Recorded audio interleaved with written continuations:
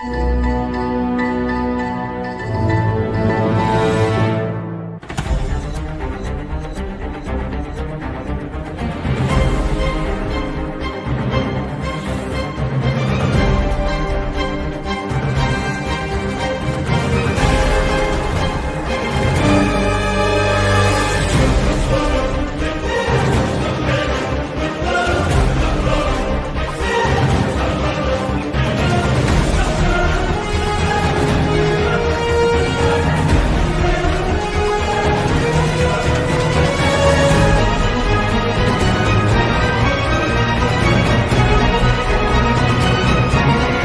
incarcerated individual's use of institutional telephones constitutes consent, and your calls may be provided to law enforcement agencies.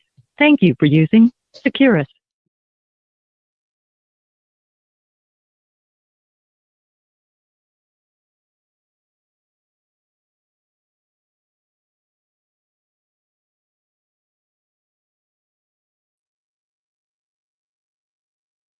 Hey, Big Ron, are you with us? Did we lose you? Welcome, folks. It's Friday night, time for the grand jury. You back with us, Big Ron? Yes, sir. You okay? I am. All right, I'm going to leave you to it. All right. Welcome, everyone, to another exciting Friday night edition of the grand jury. Game show style, folks. Lights, camera, reasonable person standards, action. I'm your co-host and bailiff, Big Ron, bringing the energy and now the moment we've all been waiting for. Let's meet our distinguished guests for tonight's episode, the 5 volunteers that we scour X for, who've bravely stepped up to serve as our mock jury. Guest number 1 is going to be Dave. Dave, how you doing tonight? Oh, I'm doing all right, folks. If you know who I am, then you know who I am. You can catch me at I might be off on X. To know me is to love me, and I think you might just love me. Outstanding. All right, and our next guest tonight is going to be OG Outlaw. OG, tell us a little bit about yourself tonight. Hello, I'm OG. I'm from Southeast Texas, and I love my Second Amendment rights and my barbecue. That's all you get. Love me some barbecue. Can't beat that at all. And we're going to bring Jay to the stage tonight. Jay, welcome and thanks for coming.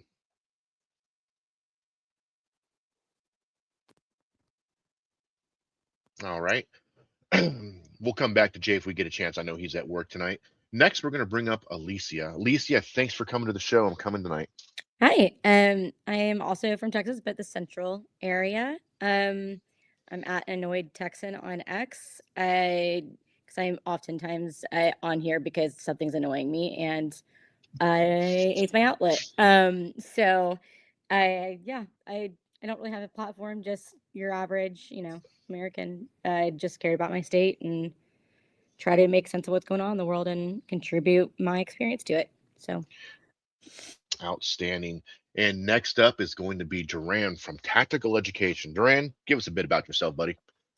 Hey, good evening. My name is Duran Capers from Tactical Education Defense. You can find me on social medias as LMB Lima Mike Bravo the educator. Basically what I do is I educate, equip, and empower individuals throughout our communities in comprehensive firearms training, medical response instruction, safety education, and security awareness programs. So if we could create a society of confidence, competence, and character, then we're all stronger. Outstanding. I love it. And next up is going to be Lolo. Lolo, welcome to the show tonight. Great to have you. Shit. Okay, so I live in California, also known as California. I am a strong believer in the Second Amendment, and I am pro fucking police, and I'm all here for it. I'm ready to get this fucking party started. Outstanding. Let's see if we got Jay back up. Jay, you with us yet, buddy? Yeah, I'm here. Sorry, I couldn't hear you guys. I'm just, I'm Jay from X, on X, YouTube, TikTok, Rumble, and I just run the Cognitive Drift podcast, but that's about it.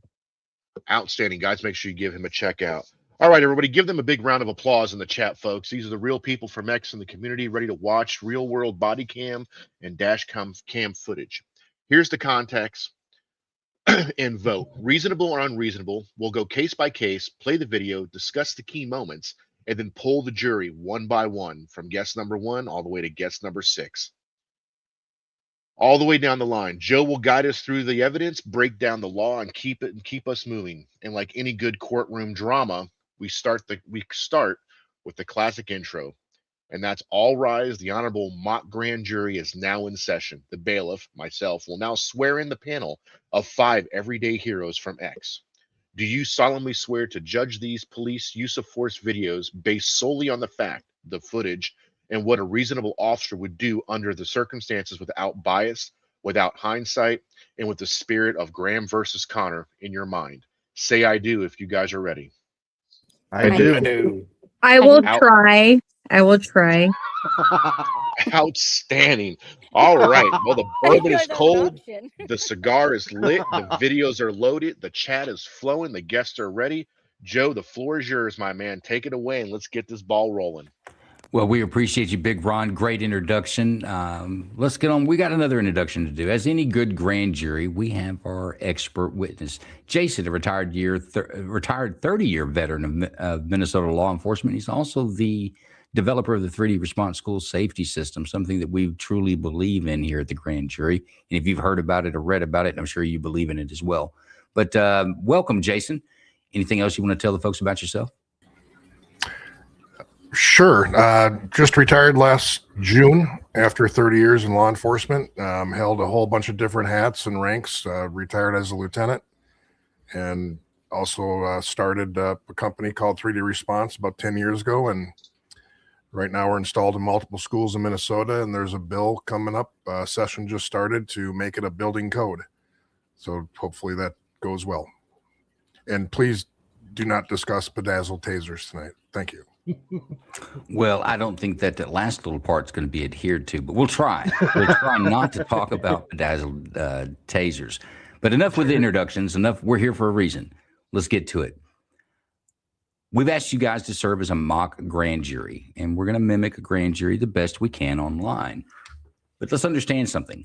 Unlike a trial jury, I'm which sorry, is but what if he's talking, I can't hear nothing. Can you hear me now? Check, and maybe you guys help her with that. Unlike a trial jury, which is what most of us see in television and movies and in the depictions of court systems, this is the jury we see. Unlike a trial jury, a grand jury only needs to be convinced, more likely than not, that an act was justified or not. A trial jury, as you've seen, is beyond a reasonable doubt. It's different for a grand jury. The standard is a lot lower. It's literally more likely than not an act was justified or was not justified. For tonight, all of our cases, we're going to consider the use of deadly force, the highest level of force one human can use on another by taking a life or demonstrating force that very well could take your life. Deadly force is only justified when a reasonable person would believe, given the same information available, that the deadly force was necessary in self-defense or in defense of another. That's the only time. Graham versus O'Connor from 1989, a Supreme Court case, said that police officers' use of deadly force should be viewed with deference given for swiftly evolving situations and without the benefit of hindsight. Rules of the game tonight. There's your rules for watching videos tonight, folks. But the rules for the game tonight: 3 out of votes wins the day. It's a majority vote. It's not a unanimous decision like you see in a 12-man jury. And the jury may have one of 2 findings: the force was reasonable or the force was unreasonable. It's quite that simple. Do we have any questions before we get to our first video? Nope. I want to bring up one more thing. Bruce Wayne. You know what? We've got our producer here, Big Ron. You guys have met him, but the one you don't see that's working behind the scenes constantly when our guests and all the comments on the live stream, it's Bruce Wayne that puts that up there for us, and we don't want to forget him, like I unfortunately do many times. Where we met? Okay, I got us there. Let's get to our first video. Let's do it.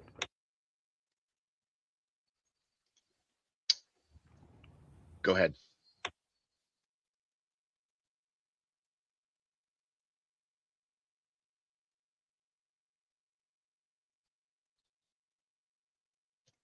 Not showing videos on my side, Joe. Technical difficulty.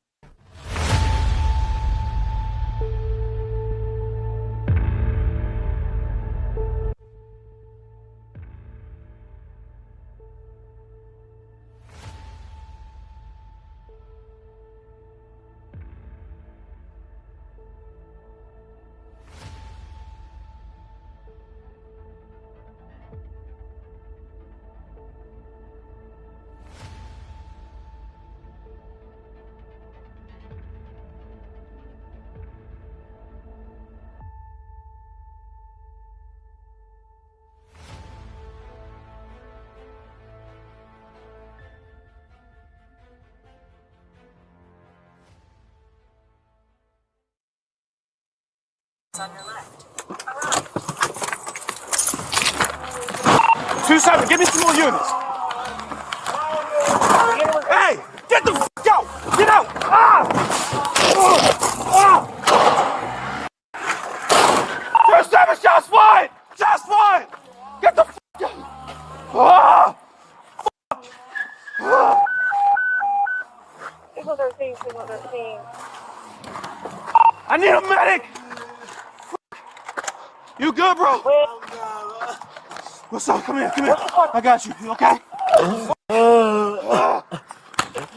I'm in the 800 block of West Lombard. What's wrong, bro? You okay? I got set up.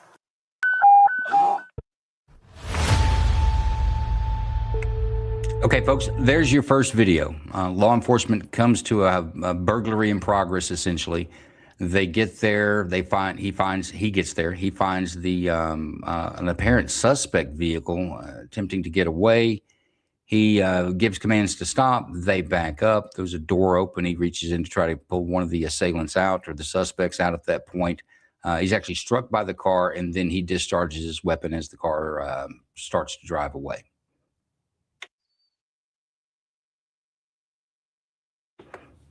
Any questions, any parts of the video we'd like to see again?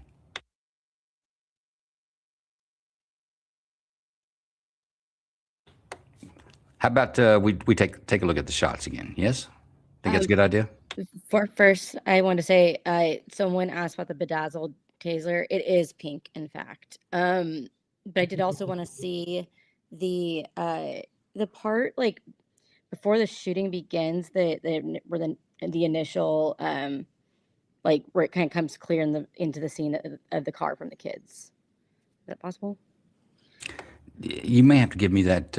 I think I know what you're talking about. You may have to give me that description again, just because I want to hear it again. Right before, we first see the kids coming into screen in the car. Like, you mean the suspects? Are you calling the suspects kids? Oh yes, sorry, the suspects that in the car. Okay, I'm with you. Give me some more units. Hey, get the f out! Get out! Ah! Get the f out! Get out! Ah! 2-7, hey, get the f out! Get out! Ah!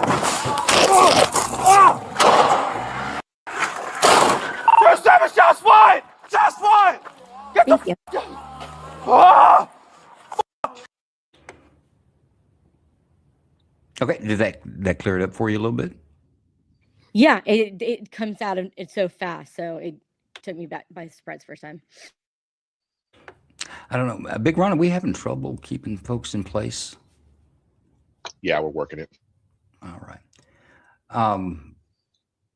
If anybody has no more questions, we'll go to the clock. All right, folks, this is where you have 10 minutes to decide if the force was reasonable or not. I described to you in the beginning that one may use deadly force, whether it's effective deadly force or not. Either way, one may use deadly force when a reasonable person would believe that that deadly force was necessary to defend themselves or defend a third person from serious bodily injury and or death. Let's go to Jay. Jay, you with us? I know that you're limited on some time. Let's go to you first, sir. Do you Yeah. think that this force was reasonable? So, in terms of what the suspects were doing, and where they were at, I would say no. That's the emotional response for me would be, yeah, it's totally justified because they hit him with the car or whatever, and then the other victim was injured too. But the thing is they weren't at the time that he shot. They were just gonna flee. So was that justified? I would say no, from what I see. What about, do you think it's reasonable to think that the officer believed they hit me with a car once and they couldn't get down the street, they had to back up and go past him, that they may back up and hit him again? Yeah, I think that's reasonable, but just from what I see, it looked like they were just gonna drive around the car and try and, then there's a chase gonna be happening or whatever. And so potentially after that, you could, I don't know. It's a tough call. I would say that nobody was in danger at the time that they were shot at. Okay. Let's go to Alicia. What's your initial opinion on this? I mean, it like watching it, I just like had my like face in on my palms, just like, oh no, oh no, oh no, no, no, moment. I think if I were in that situation, not being able to have hindsight, not being able to really get a good read on who's in the car and what they're trying to do, and they've already proven to hit you once. How do you know they're not going to do it again? And if they're going to act erratically, I feel like it'd be justified. Okay, Lolo, what do you think?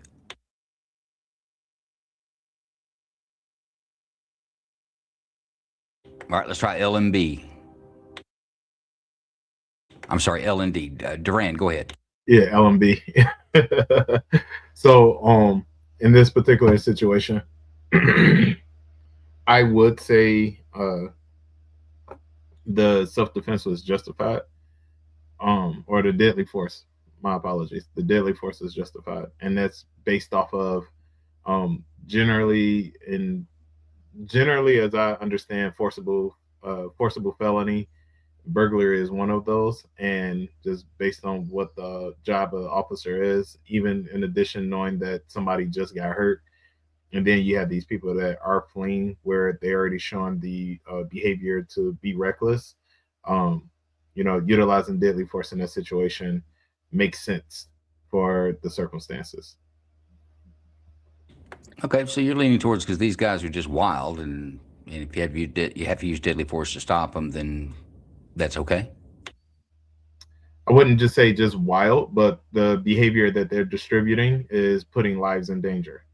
So since they're putting multiple lives in danger, and they already showed the propensity to, continue to actually put lives in danger because with intent, then yeah, that circumstance, yeah, deadly force is warranted. Okay. What about Jay's point that these folks are fleeing? And I'll add another Supreme Court case. Tennessee versus Garner says that you can't use deadly force to apprehend someone. So, be that as it may, not being able to use deadly force to apprehend somebody, I am not familiar with that court case, but that is something I will look up. But I wonder how that would then change if these people were mass shooters and they were fleeing. Like, do you stop the person who's committing deadly force, and even in the way that they're driving? And I tell you what, I don't want to go down this road too long, because we could go a while on it. But let me put this: third person can be the public at large, but the level of convincing you need to be as a person who's going to use force is that their escape presents an imminent danger to the public at large. So a mass shooter, if somebody's just shot up a school and they're running away, then it's reasonable for a person to use deadly force with the belief that they're just running somewhere else to shoot someone else, that their presence in freedom is a danger to the general public.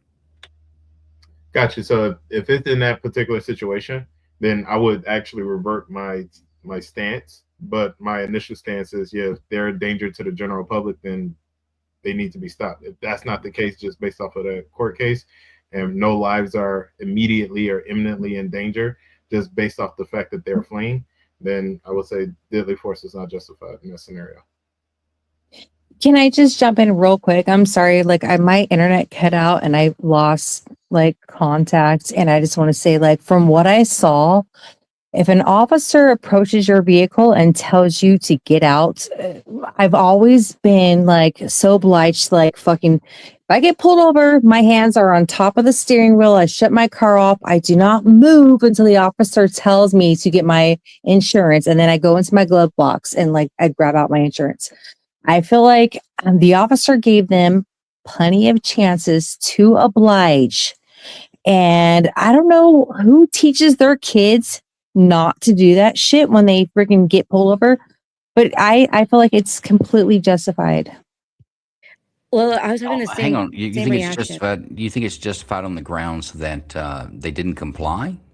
Do you think that's Absolutely. so? You think that it's Absolutely. If an okay once, officer pulls you over, you should comply. but you know the law doesn't look at it that way. That we all have the presumption of innocence, and if you use deadly force for non-compliance, then you would be cutting out their due process, which is literally what Tennessee versus Garner says.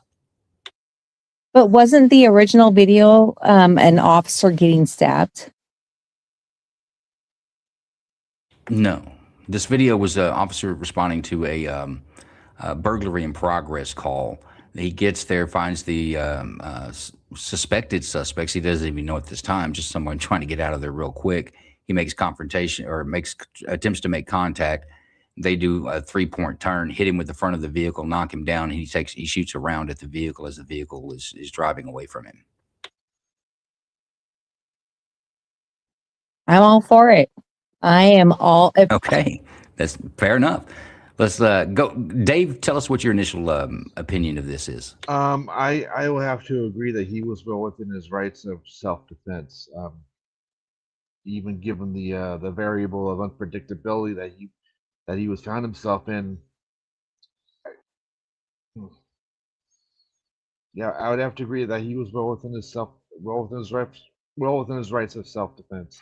In defense of himself, or defense of a third person, or defense of the public at large? And what manner of defense was he within his rights of? I would think that I would possibly think differently if he did fire. I think he fired like one shot.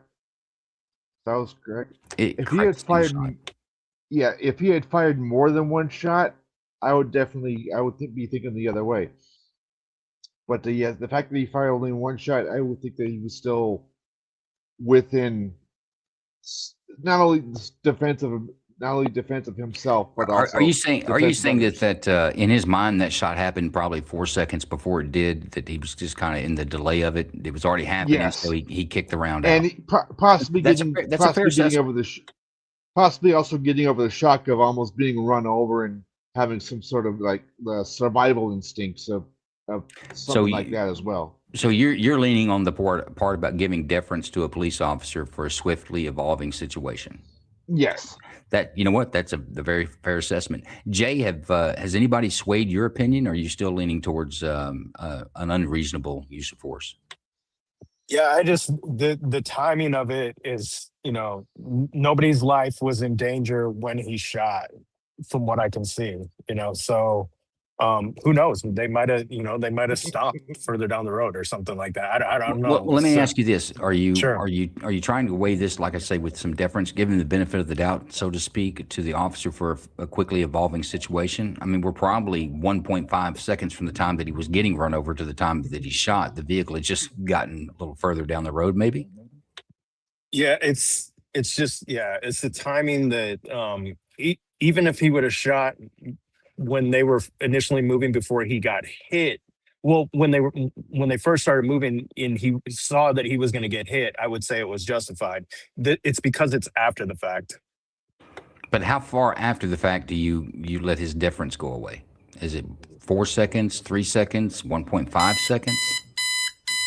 It just seems like it was too far after the fact. Like it was almost like he was angry, and that's why he was firing. Okay, fair enough, folks. That's the end of the clock. Let's get to the vote. Dave, how do you vote? Reasonable or unreasonable? Reasonable. One reasonable. Alicia, how do you vote? Reasonable or unreasonable? Reasonable. Durand, reasonable or unreasonable? Can I ask a question first, really quick? Sure can. All right. Clock's out though. Make it quick. All right, cool. So as you were just asking Jason, I believe, are we, because I was given differentiate to the guy being a police officer, but I put myself in the mind frame, if that was me, then I will be going to jail for unlawful use of deadly force. So I would say unlawful use. Well, so you're saying that because the law didn't mention you, then this officer should pay the price for all other officers, even though if he's the one who's convicted, he'll go to jail by himself. I mean, it can be your vote, but is that what you're saying? Repeat that one more time. So you're saying because the Supreme Court case didn't mention a citizen giving the same deference as they say police officers' use of force should be given, then because the deference is not extended to you, then he should not get it either? Well, no. So based on what I understood you saying earlier, is that police officers are not supposed to use deadly force on fleeing suspects at all. No, it says that no person is there's no authorization to use deadly force, by the way. That's the wrong term. The proper term is was your deadly force justified?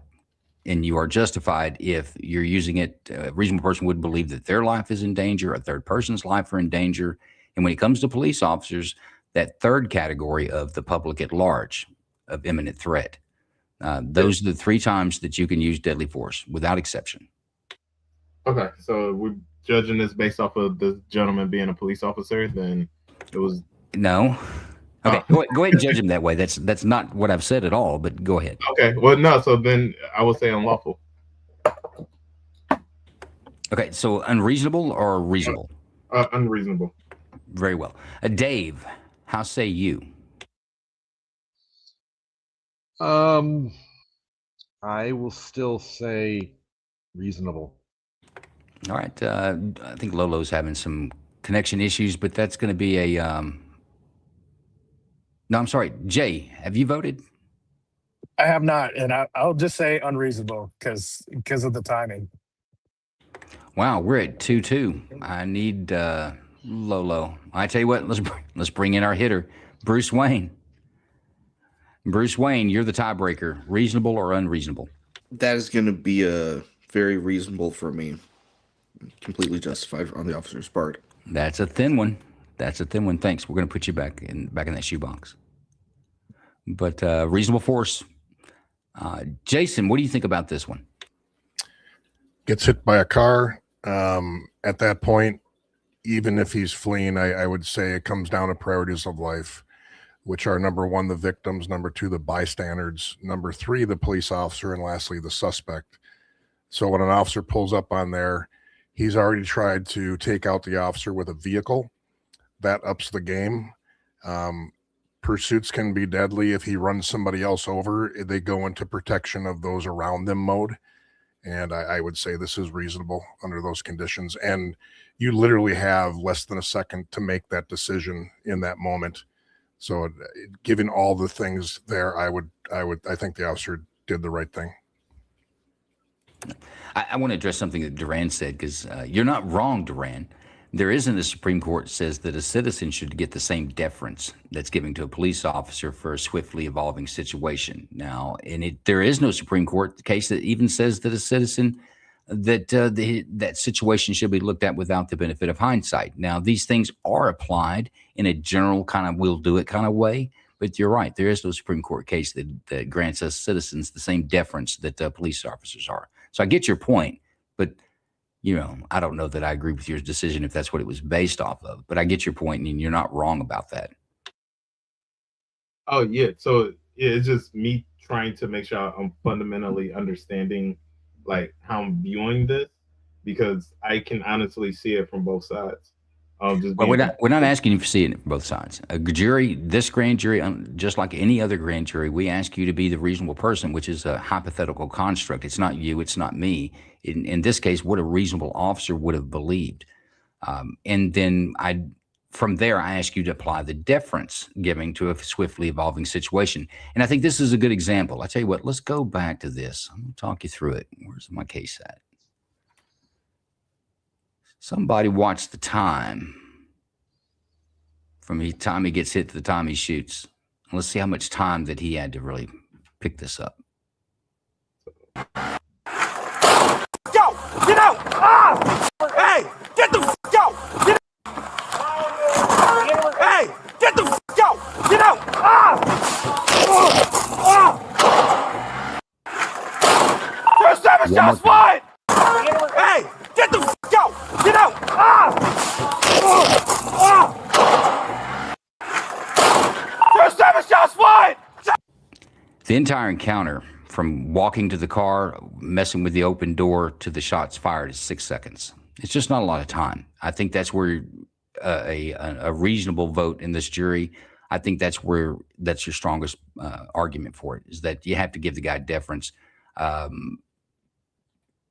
It was one of you guys said, I forgot which one it was, that talked about that. Is like, in your mind, you're still forced, 2 seconds away from you're pulling the trigger, right? So that bullet was meant for when he was getting hit, but it gets off because of a reaction time, a couple of seconds later, or 1.5 seconds later is pretty quick.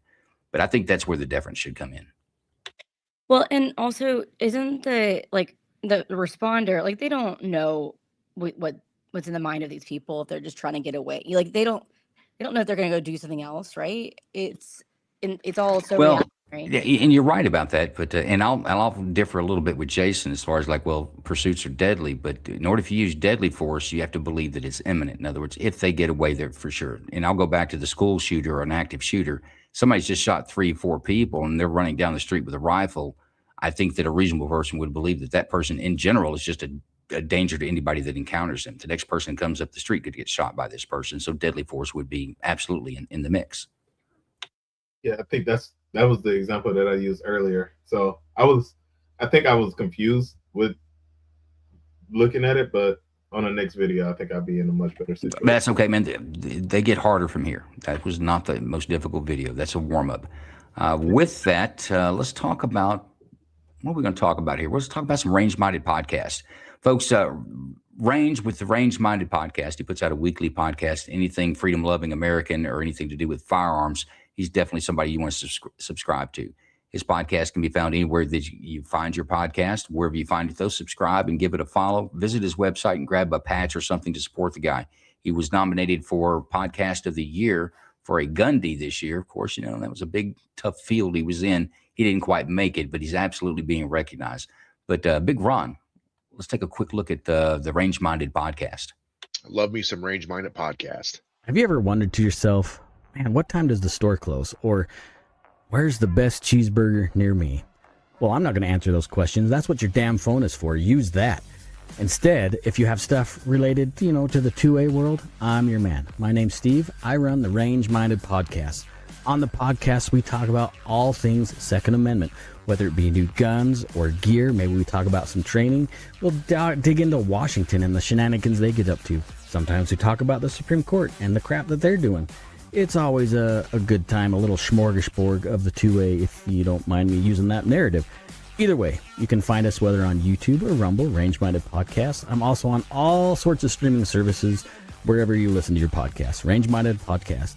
You can jump on the website, rangemindedpodcast.com. Maybe stop by, buy a patch and some other things. There you can link to the social medias and all that other stuff. Hope to see you there. It's always a good time. Anyways, you guys have fun, stay safe, and always stay range-minded. See you guys soon.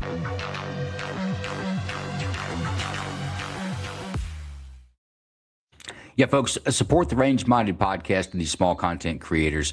Range puts out an episode every week. I know what it takes to do that. He's definitely putting in the hours to provide content that's interesting. And his stuff is very interesting, especially when it comes to 2A and just, by God, freedom-loving Americans. And with that support, let's get some repost out there. Repost this, folks, and get it out to some other folks. Let's try to get our live viewer count up tonight. We've got a good show. And while you guys are working on that, Big Ron, I say you post case number 2. Case number 2 coming up, and Range-Minded has yet to tell me where to find the best burger.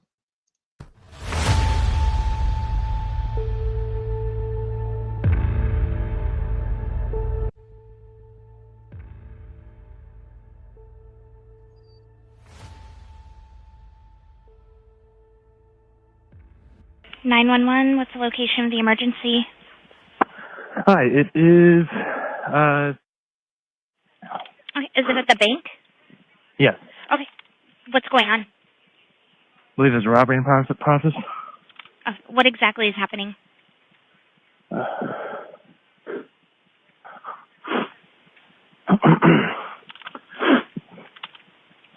Hello? Yeah. What exactly is happening?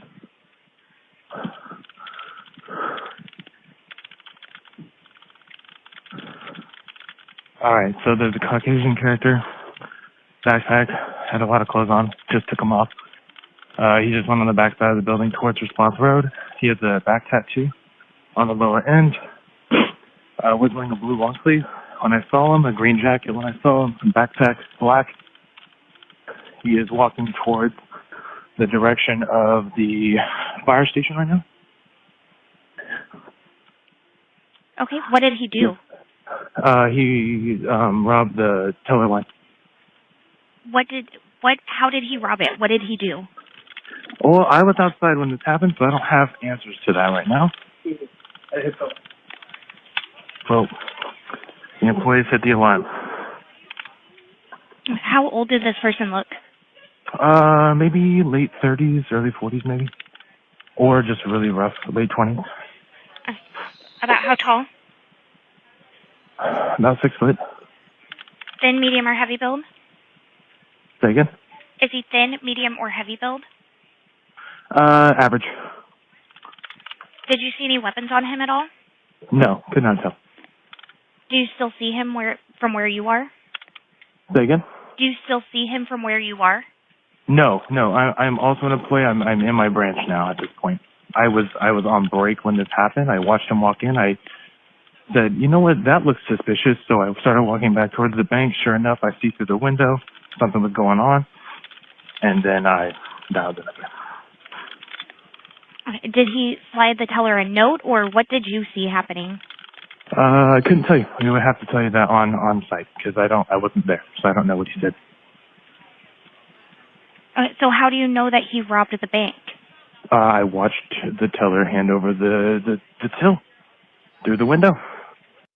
Officers arrived on scene, contacted bank staff, and broadcasted updated information to additional responding officers. What's your for check?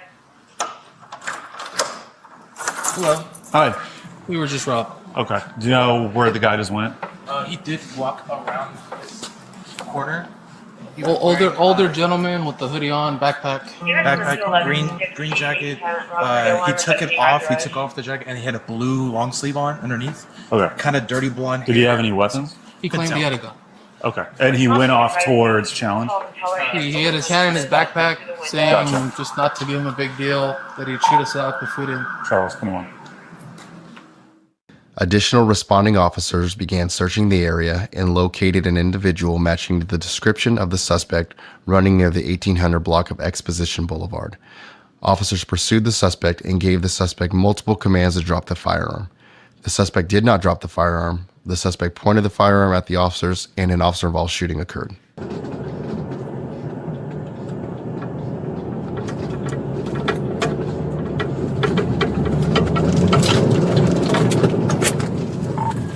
I got one running. He's down on the expo.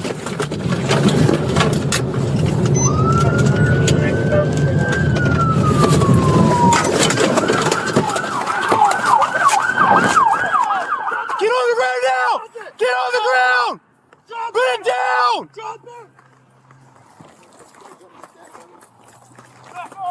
Got his hand.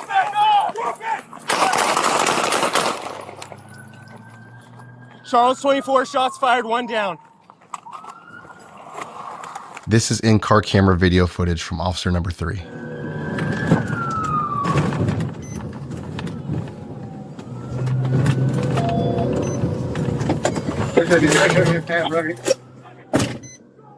Copy, has a gun.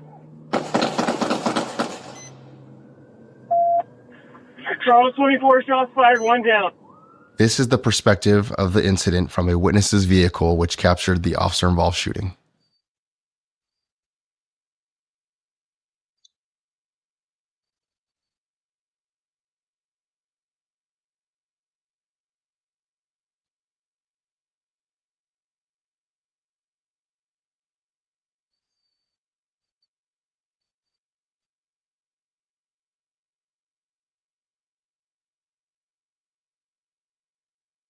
Officers provided emergency medical aid to the suspect until the Sacramento Fire Department arrived on scene. The suspect was transported to an area hospital where he was pronounced deceased. All right, folks, there's your second case of the night. Any part of the video you'd like to see again or any questions you might have?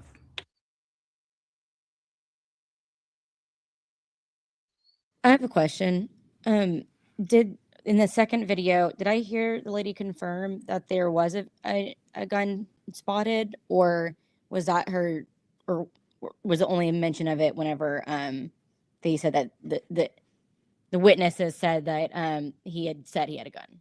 Witnesses on the scene is the first time that a firearm had been truly confirmed. It was kind of wacky in the 911 call.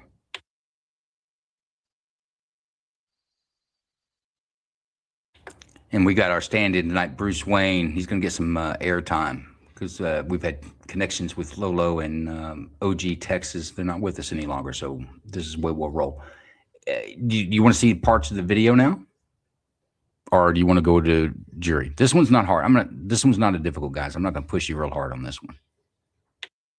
There's really only two ways to see this.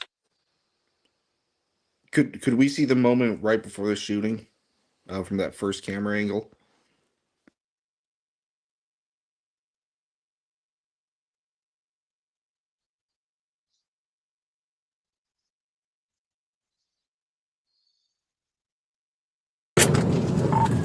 I got one running. He's down on the expo.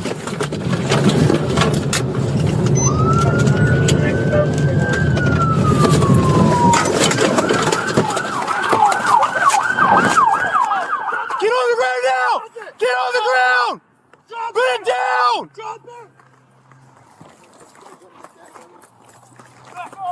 Got his hand.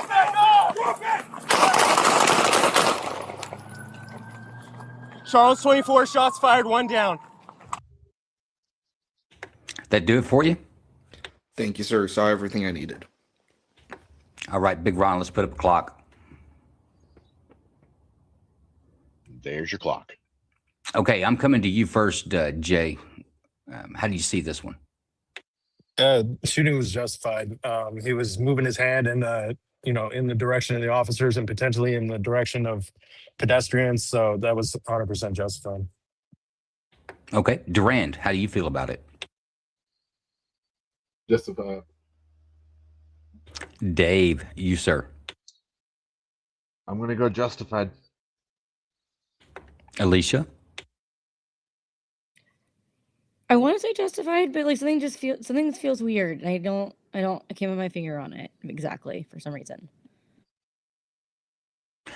I think you have to look at this one is his evading, trying to get away, and did he present a threat?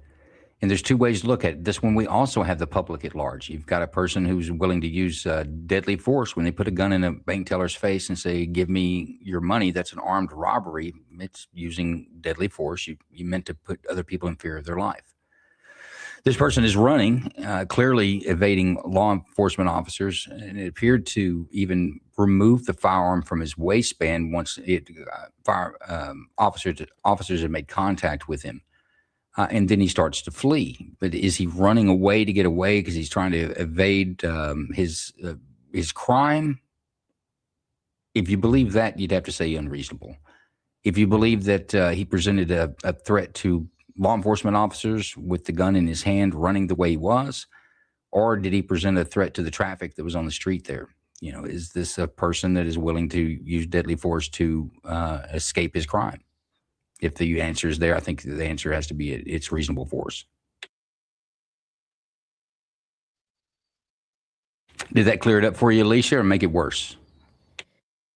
No, I think I'm like, for whatever reason, maybe I just am like a blurry screen because I have it like projected on my screen. I wasn't seeing the gun in his hand. So, but if it was in the waistband, it was more clear. than just someone saying, more than just hearsay. I tell you what, it's not clear, but let me show it to you. What I'm talking about here, and it's the one. I think that's why Bruce Wayne wanted to go back and see this point of view. I'm gonna make it large.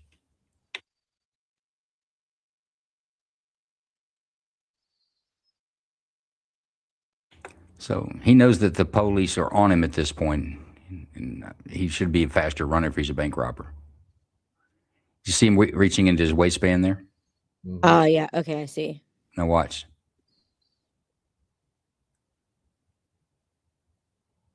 I think it's reasonable to believe that he's pulling the gun from. He's not in his hands when he first starts running, but it is there. And if you go a little further, you can't see, and it's not clear. And this is going to be this way with videos, police videos, folks. They don't do these in sound stages where they can take multiple cuts. It's kind of going live. But if you look in his right hand, it appears to be that gun that's in his hand there. And they're saying drop it, which would be reasonable what someone would say if they're encountering a person with a gun in their hand. So even though you don't see the gun, I think it's reasonable to believe that the gun was there. Oh yeah, now that you slow it down, I can see the motions. It definitely makes sense. And obviously, if you're there in the moment, you're seeing the gun, so reasonable. Well, and this is not one we want to beat up a lot of time on. I don't know that we need to. Let's go to you first, Duran. Final vote, reasonable or unreasonable? Reasonable. Final vote, Jay, reasonable or unreasonable? Reasonable. Final vote, Dave, reasonable or unreasonable? Reasonable. Same to you, Alicia. Reasonable or unreasonable? Reasonable. All right, that's a verdict there. We're not even going to ask Bruce Wayne. Reasonable force. Jason, you have any comments about this one? I do. The only thing weird about this whole thing was the 911 call. I'm really curious if he called himself in, if this was just a suicide attempt, and he kind of described himself and the way he was talking. I'm curious if he was the 911 call. No, the 911 call was from a remote security company for the bank. That's why he said, I'm not there. I'm watching it on camera. He only knew that a robbery had occurred because the teller picked up the entire till and handed it through. They didn't realize that it was an armed bank robbery until enforcement officers arrived on scene. But there's a point to this, and this goes into your 3D response system. Your 3D response system, when law enforcement is needed at a school for a potential school shooting or a situation that law enforcement needs to be there, they just push a button and it sends all the information, because police only need a few things, right? They need your location and what kind of service do you need? I need the police. I need them here now. That's what Jason's button does. But this is another good example. When you listen to 911 calls, if you guys really would go back and listen to them and put a clock to it, how long does it take to get real information that's actionable? Now, I know how you feel about it. I know it's rough and tough. I know you might not be there, but there's certain things that information needs to be conveyed rather quickly that people have a tendency not to be able to do when they're under stress. Even the two folks at the bank, Jason, when they come out, they weren't real informative. They're like, well, you have to ask them a bunch of questions to find out what happened because they can't convey a story. Did you notice that? I did. I just thought it was a really weird 911 call. And the guy's actions, either he's numbered in a box of rocks or he wanted to get shot that day. I just feel like there was a lot of soy milk in this area in general. Yes. Dave, you feel that way? I used to live up in that area. Yeah. a lot of soy lattes being served on a daily basis there. Bank very robbery much and so. employees as well, I think. Yeah. I tell you what, do we want to go to 3 now, Big Ron, or do we want to talk about Drax? Let's tell you what, let's talk about Drax's Pit and the Daily Fix, folks. The Daily Fix, Monday, Wednesdays, and Fridays, 6 p.m. Eastern, is K Daily. Of course, Drax is her producer and co-host, I believe now. Or I'm not sure what his label is, but you see him on screen and the dude's funny. But K Daily, I tell you what, she's really a hidden gem. She understands what's going on in politics in Washington, D.C. She knows it like the back of her hand. It's like picking up today's headlines and she giving you insight behind the scenes and behind the headlines. So the Daily Fix, folks, Monday, Tuesdays, and Wednesdays, you absolutely shouldn't forget it. And let's talk about Drax. Drax, most entertaining dude on X. The guy's hilarious. He keeps the show moving, whether it's a space or a live stream. He's got a live stream called Drax's Pit, 9 p.m. Eastern, every Saturday night. We always catch that. It's great fun. Have a drink and have fun with friends. That's what it's like with both those shows. But let's take a look at those quick promos, Big Ron. Completely agree. Both great shows, guys. Check them out. As liberals go crazy and throw their fits, come on down to Drax's Pit. Yeah, it's Drax's Pit.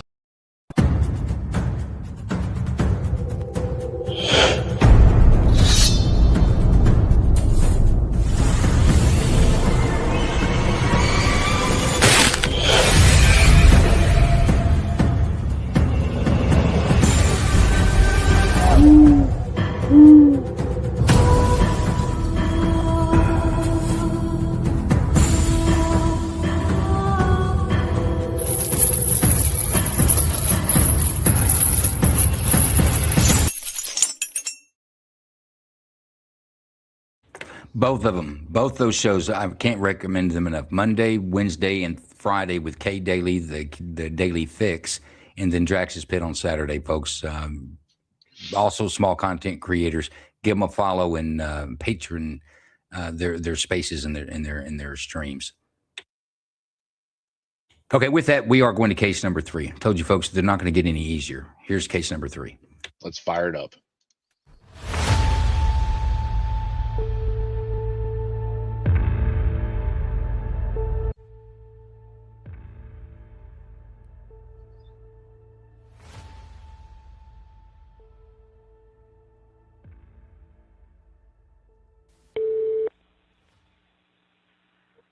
Shreveport Police, what's your emergency? How you doing? My husband, he loaded on some on the Bodycam, and he threatened me and my daughter and them. Okay, Come out. where are you? I'm at home.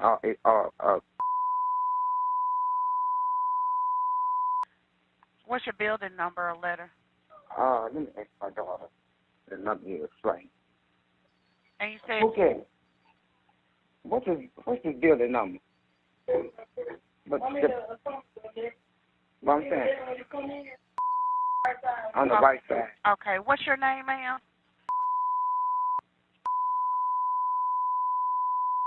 And you say this your husband? Yeah, he in there now, drunk full of Kentucky Deluxe, clowning, threatening us and stuff. Okay, and what's your husband's name? Alonzo Bagley. Does he have any weapons on him? I don't know, he in the room with the door closed. In the bedroom? Mm-hmm. And he only been drinking? Is he on any drugs or anything like that? I don't know what he on. He come from Cedar Grove. I didn't use my van. He come from Cedar Grove, real rage and stuff, acting a fool. Okay. You hear him over there? You hear him over there bumping the wall? Stuff? Okay, we'll get the police headed that way, okay?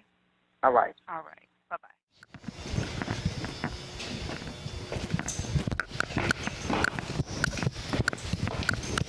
Well, 7.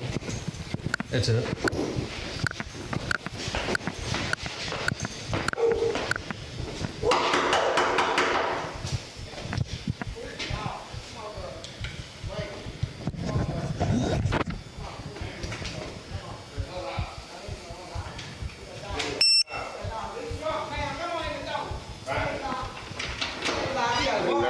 Hey, how you doing, Rob? How you doing? Hey, what's your name? Alonzo. Hey, can you step out for me? No. What you need? Can you My step dog. out? I got dog. No, come on in, sir. You disturbing the peace. The people next Be door careful. over there. Let me put my dog Over there. Sit down. Let me put my dog Sit down. Intoxicated. That's right. Let her. Hey, come here. Come here. Put my dog up. She can put the dog up. That's right. He disturbing the peace. Instead, got weed back there. He clowning. The woman next door with him. You know, I don't about to get you put. Don't make me keep it over. He locked the door and stuff. There you go. Hey, hey.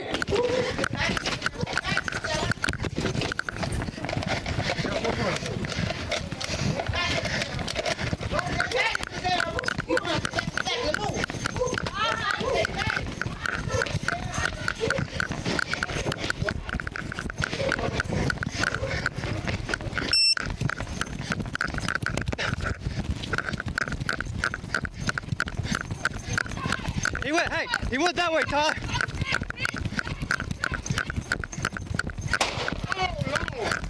Oh, gosh. You shot me. Oh, no. Dispatch, send EMS right now. Shots fired. Shots fired. No. No, sir. Sir. Hey. No. No. Tyler. No. Tyler, you good?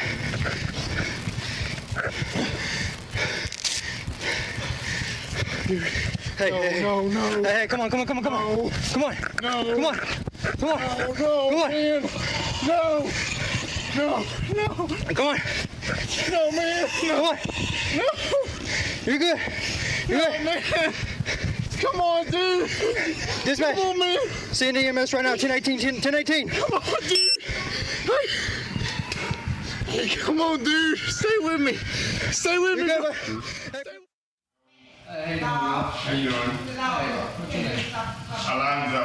Can you step out for me? No. What you need? My dog. I got dog. Come on in, sir. You disturbing the peace. The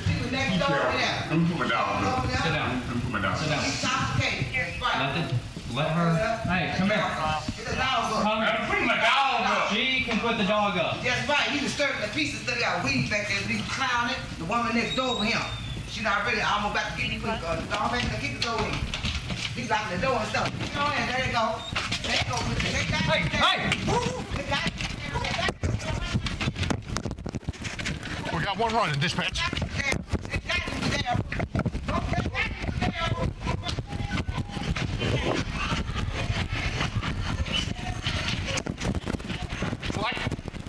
Black male, blue shirt, running towards North Market. He's bald. Where is he? Where is he? Where'd he go?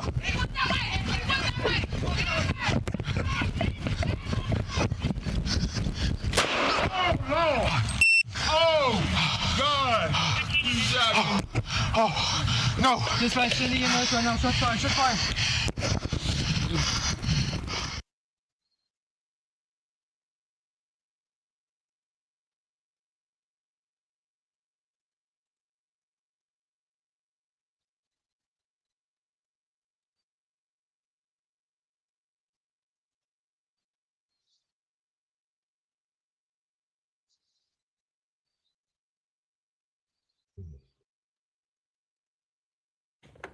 Okay, folks, that's your case number 3. Officers respond to a disturbance in progress, a domestic disturbance in progress. They arrive, they encounter the gentleman at the door, says, let me pick the dog up. Officers need to get control at this point, and officers come inside after him to take control of him, I think. He exits the second-story apartment over a balcony, runs, hides in another vestibule, looks like another entry into another apartment. 2 officers pursue. The lead officer comes around the corner.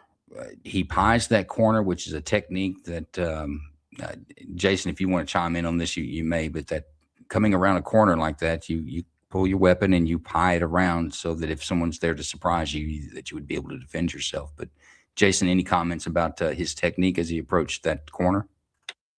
No, you summed it up. Okay. He encounters there in this gentleman coming around the corner, and then he shoots. The gentleman who was shot was unarmed. There was no weapon found there at all.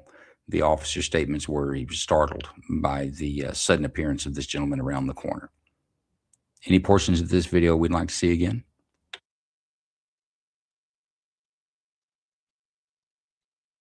All right, then let's put up a clock and talk about it. Let's go to you first, Duran. What do you think? I think based off of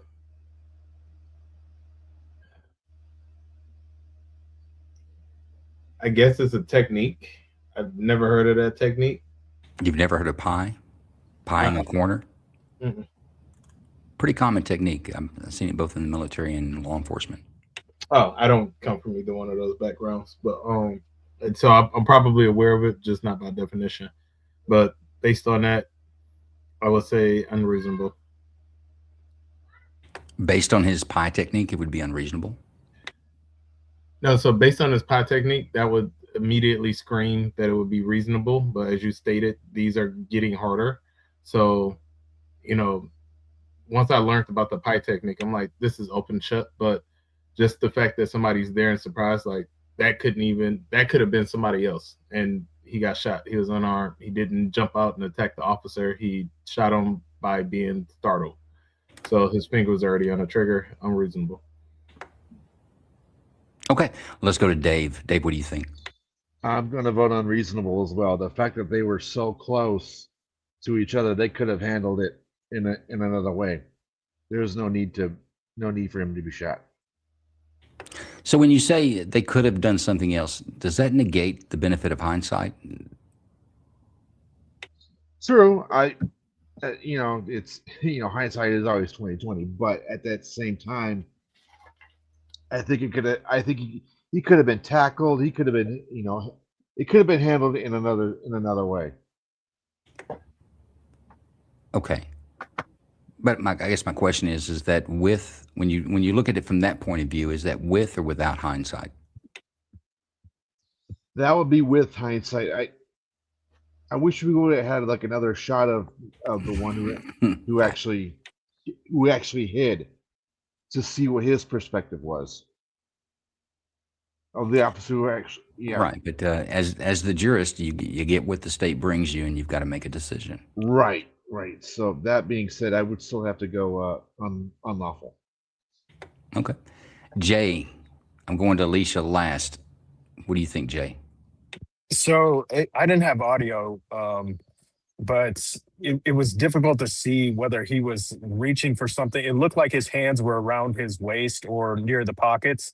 So for that, it was kind of unclear. So it looked like from my view, it looked like he could have been, reaching for something or doing something around his waist or something, so the potential for a weapon.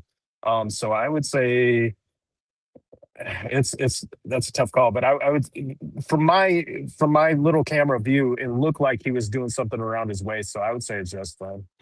Okay, so you're going to give some deference to a fast evolving situation to the officer on this one. Correct. And it was dark, and it was, close contact, close quarters or whatever, and then potentially him reaching for something. It was kind of difficult for me to see, but that's what it looked like from my camera. Okay, fair enough. Alicia. I have two questions for clarification. One, was he still holding that bottle when he ran out the door and did all this, or did he? I never saw what happened to that. It's unclear the disposition of the bottle. I don't believe that. I don't believe it was in his hands at the time he was shot, and I don't believe that it came up as far as being a factor. Gotcha. And the guy who did the shooting, it was the guy who came around the corner, right? Ask me that one more time. The guy who did the shooting, was it the guy who came around the corner and did the pie technique? The officer, the first officer that was in the lead in the foot pursuit, he comes up to that corner. He steps off and starts to clear the corner. Another technique, or another way people say it, clearing the corner. Pie is a technique of doing that. But as he comes around that corner, the suspect is coming towards him. It's unclear that even the suspect knew exactly where they were at. He was coming to the sidewalk. They were coming to the same spot at the same time, and they met there, and the officer shot him. And so my question really is that the guy who did the shooting, that one who came around the corner, was he in the apartment? Like, he saw the apartment? And yeah, he was the number 2 camera we saw. He came in behind the lead officer, and then was the first. He was the first out of the apartment on the foot pursuit. So are you allowed to take like context clues in your environment into the consideration? Like, there were holes in the wall. You don't know if that was recent or if that was in the past, if someone's like mental state. You could, but what would those clues mean to you? He could be violent and aggressive if you're coming around the corner and, coming upon it. And then it's like, I could see the reactionary being a little bit more justified than at initial glance, if that makes sense. Like, if you had first, like if he's coming from a car where he didn't see the inside, doesn't know if a guy's actually danger or not. I don't know. Trying to use the context clues around him to like figure out if I was in the situation, what would my brain be thinking? Well, let me ask you this. What you're looking for is the reasonable portion of this. Would it be reasonable to ascertain that you saw holes in a door, that the suspect that's there was the one that did that, and that would elude him to be a clue to be dangerous? It was something I wouldn't be able to rule out in the moment, in a high intense situation. Okay. So you're leaning towards reasonable or unreasonable on this engagement? I'm leaning a little bit towards reasonable, but my other gut part of me is like saying, is it though, Alicia? So I'm waffling a little bit. I'll tell you what, let's go back. That's the first round. Let's see if we got 3 minutes to sort this out. Bruce, do you want to comment on this one? Yeah, it seemed like the officer ran past the doorway and was surprised by seeing someone in there, and he turned around and reactively put a shot off. And it seems to me that he wasn't even certain of who he was shooting. So I'm very skeptical on this one. So what about deference giving to a police officer for a swiftly evolving situation? How does that apply? I don't think that he was aware of what that situation was involving into. I think he ran by, he saw a body, and he let a shot off in surprise, not through some foresight. It could have been a kid standing there. It could have been a grandma. Well, I mean, he could have noticed the blue shirt. That it wasn't a subdued blue shirt he was wearing. He saw the guy in the apartment. He saw him run. Would that, if the officer said, "I saw the blue shirt and I shot"? I still don't think that's justified. Lots of people wear blue shirts. I think you need to at least take a good half second to look at what you're shooting. That he turned around and kind of jumped and let that shot off. Okay. Durand, I'm going to come back to you. Using, again, a swiftly evolving situation, deference for that, and without the benefit of hindsight, do you still think this was unreasonable? I do, because no matter what, in any shooting class, any shooting, whatever the case is, you still need to know your target and what's beyond. Let me ask you this. You're saying shooting classes and with my education, is that why they pick juror members? They want someone with an expertise in a particular field to make decisions in cases?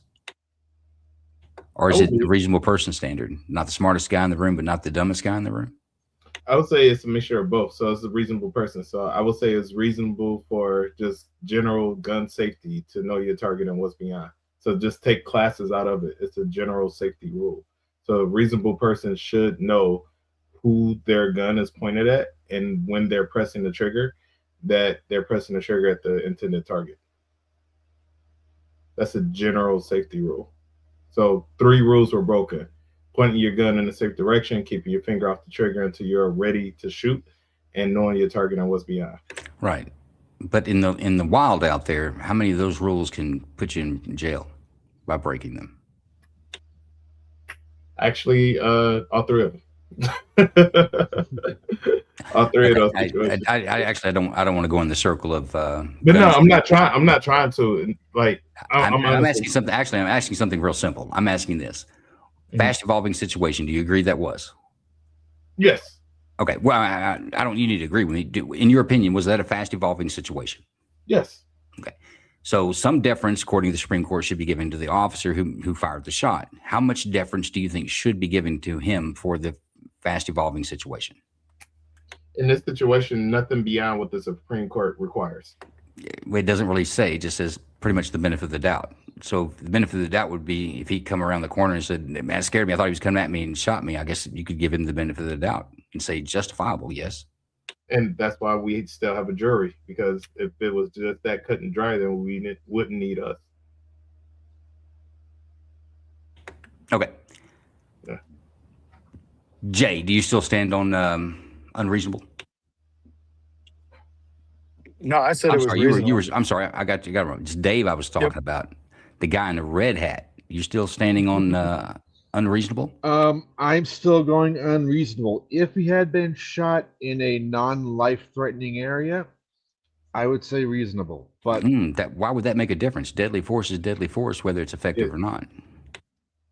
I mean, true. But I mean, if he'd been like shot in the leg, or shot in the foot, where he would be incapacitated, so to speak, he might be incapacitated, but he'd still be alive. So it's a lawful but awful for you. It's awful. Yeah. But you think it might be lawful. Yeah. Okay. Leisha has had some problems showing devices not connected. I don't know if she can hear us or not, but it says that you're having some sort of issue to get your mic. We're working it. Camera. We're working it. We really need her for this vote, but let's try it anyway. Durand, reasonable or unreasonable? Unreasonable. Jay, reasonable or unreasonable?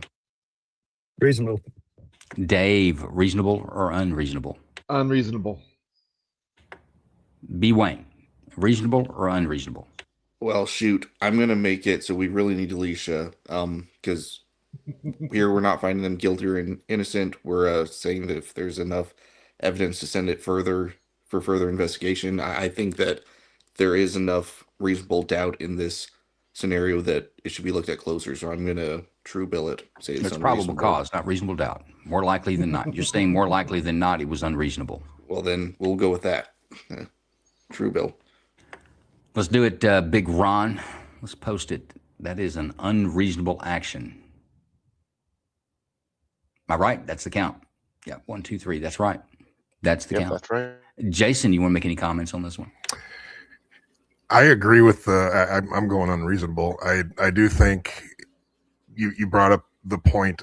To me, this is a tactic thing, and look at the totality of everything. Did you even have enough to arrest this guy? I mean, what was the charge? Why are you fleeing? Or why are you chasing him? You know who he is, and if you're running like that, anytime you approach a corner or a blind spot, you got to slow down, and you got to clear that spot.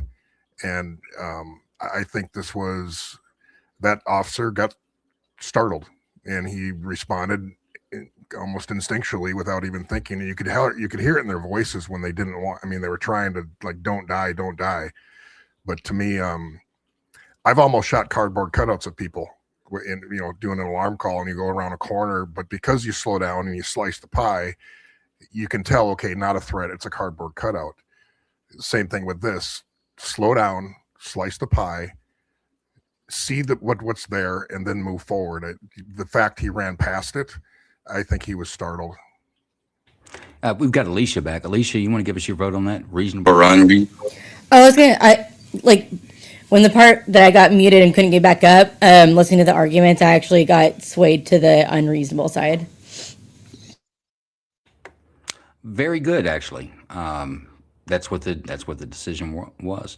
And Jason, I think you hit the nail on the head. He was startled, I believe. And we talk about his pie technique, but what he probably, if you're going to go back and critique him on tactics, getting away from that corner, rolling it a little further to his right, may have prevented this.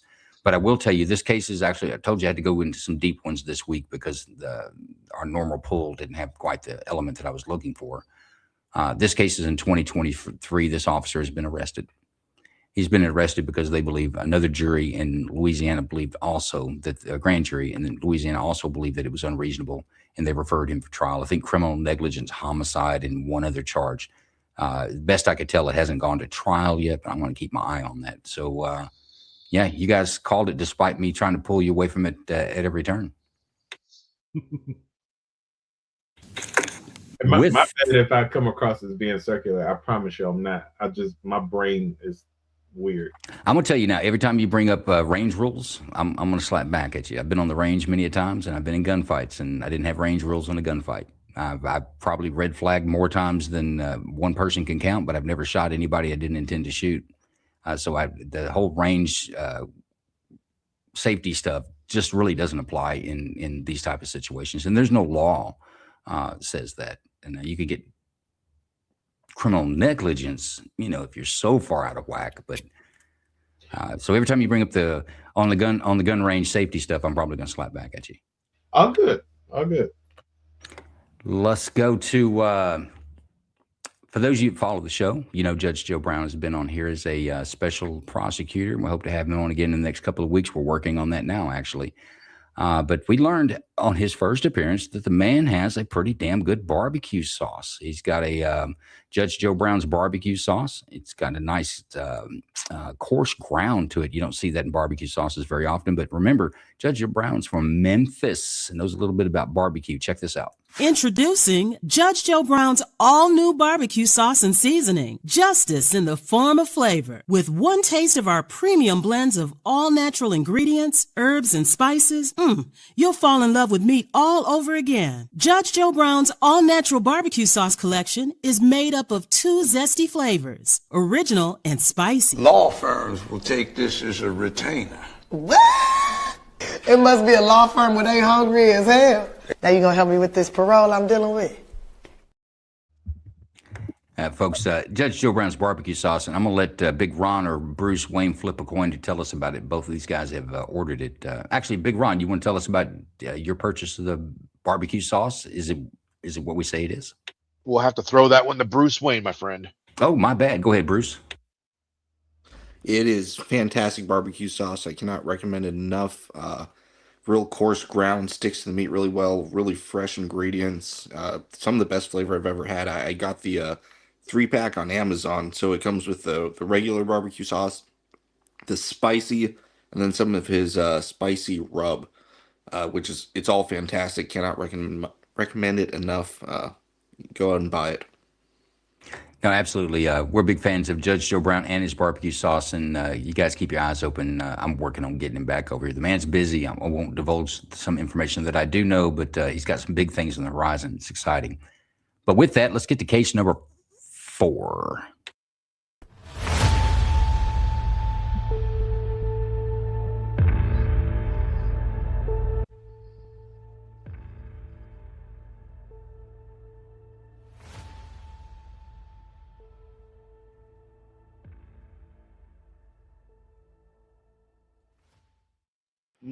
This is what's the address of the emergency? Yeah, I'm traveling westbound on I-84, and there's a man walking down the middle of the freeway right before the Y. Does that make All sense? right. And when you're saying he's walking down the middle, like is he in the lane or is he on the shoulder? No, he's out in the middle of the freeway. Right when it starts to turn right, there's tanking on the road that comes to a point, and he's right there. Okay. I don't know how else to explain it, but by now he's out in the middle of the freeway. Hey, brother! Hands up! No, you gotta come here! Whoa, whoa, whoa, whoa, whoa! Stop it now! You're on the ground now! On the ground! On the ground, I'll shoot you! I will shoot you! God damn it! 10-01, shots fired, one suspect down. Hey, man. What's your name? Pocket. Pocket right there. You got anything else in your pockets? Huh? Okay.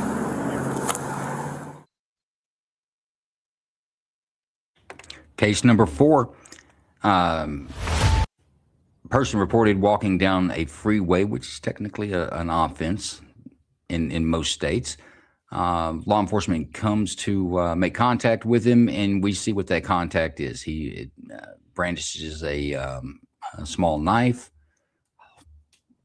displays it to the officer, makes some steps forward, and he's shot twice, survives his wounds. Any parts of the video we'd like to see again?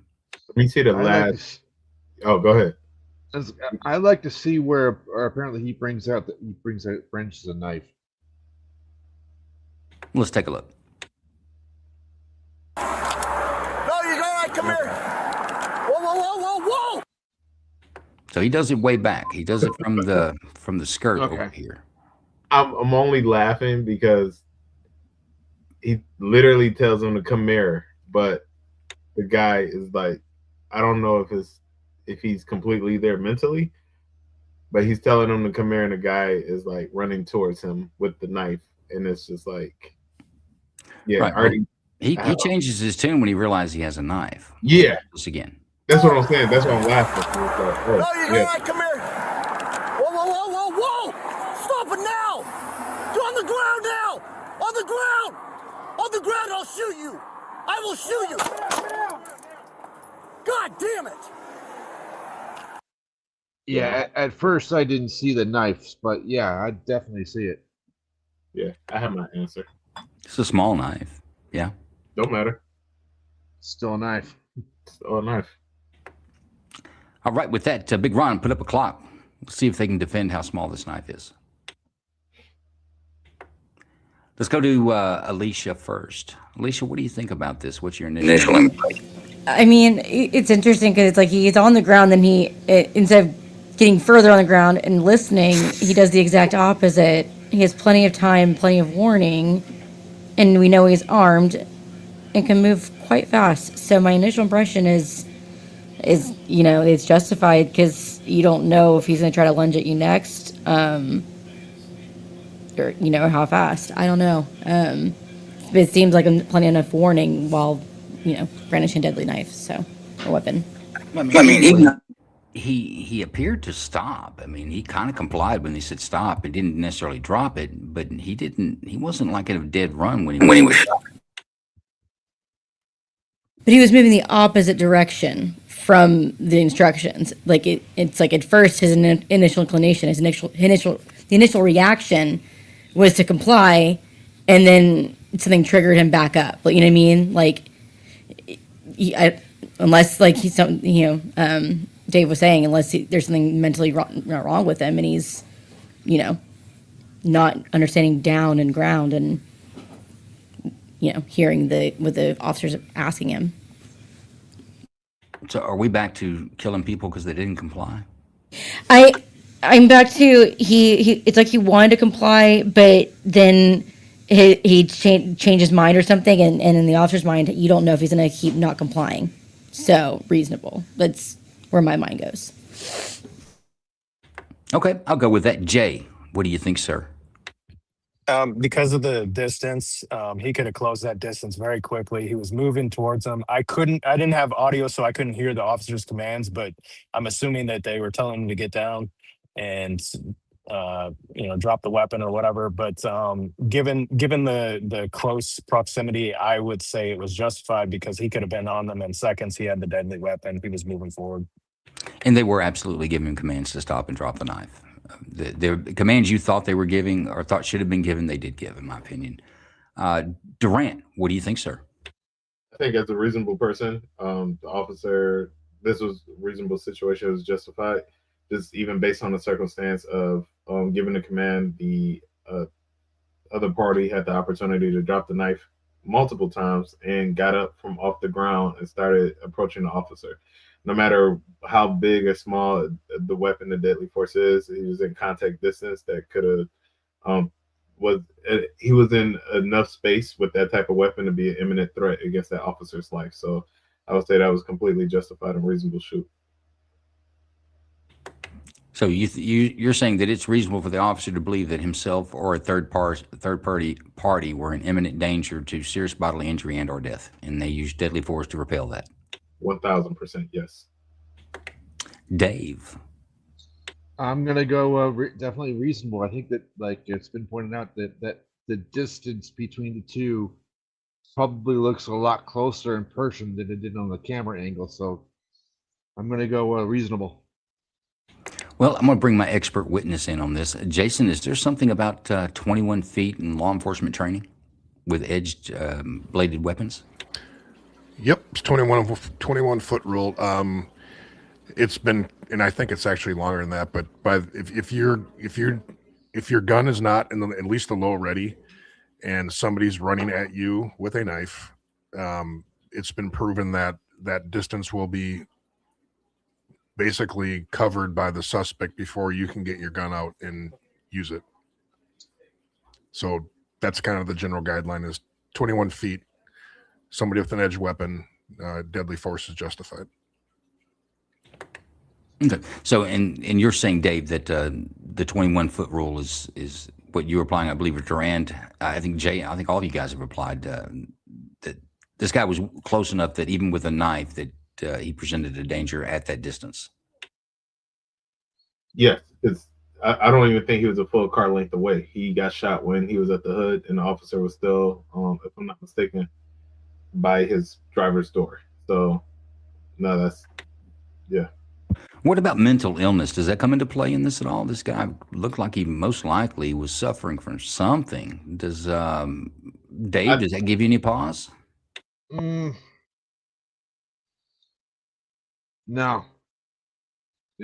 I mean, we don't want to go out. We don't want to just kill crazy people, right? They got enough problems. They're not in control of themselves. I didn't hear the officer try to employ any CIT, critical incident techniques. I didn't hear him call for a social worker or anything. I didn't hear the mental illness being even acknowledged before he shot him. But the mere fact that when the officer called for him to come and he actually came, that would probably say he still might be sane at that time. I mean, he obviously understood. It's a dude walking down the highway with a mask on, and callers or passerbys are calling in on him, and you catch him, he's walking down the highway in the middle of the road. What part did you think that, he might be sane? When the officer called out for him to come to him, and the fact that he actually, he started to, but that's. Okay, so you just don't think mental illness was an issue there that should have been addressed by law enforcement to try to de-escalate? I don't think there. To me, I don't think there was enough evidence of any mental instability. Okay. Duran, what do you think? I think despite mental instability, whether if he had a knife or a gun, you're still just as dead or just as hurt, no matter the mental state, the age, gender, whatever the case is. It still is what it is, and the end result is the end result. So I don't think that factors for me.